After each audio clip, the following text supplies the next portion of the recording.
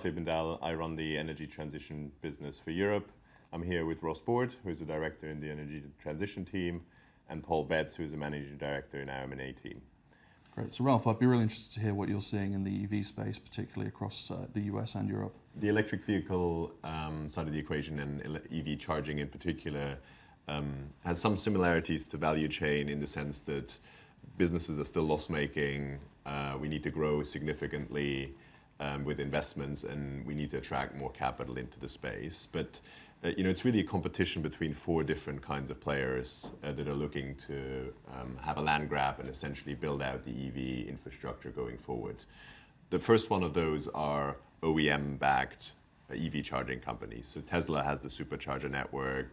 Ionity is a platform backed by 7 different OEMs and a financial sponsor. And the purpose for them is to build out the network so that the customer at the end of the day is comfortable that they can charge wherever they go, and that reduces range anxiety, which allows them to sell the electric vehicle.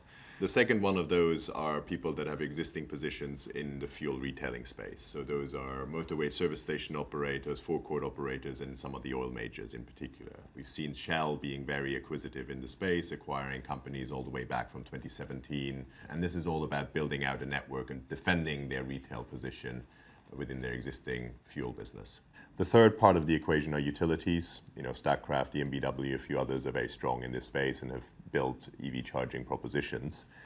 And the fourth is independents, so new entrants that are increasingly backed by financial investors, increasingly backed by infrastructure funds. Obviously, we're working with EQT on InstaVolt, we've worked with InfraCapital on GridServe, and you can see those 4 different players really competing for what is essentially a land grab, similar to what we've seen in the fiber space and now playing out in the EV charging side.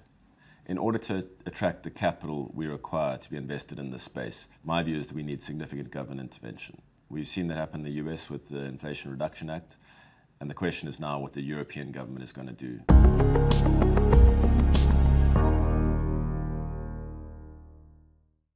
This content is based on information available at the time it was recorded and is for informational purposes only. It is not an offer to buy or sell or a solicitation, and no recommendations are implied. It is outside the scope of this communication to consider whether it is suitable for you and your financial objectives.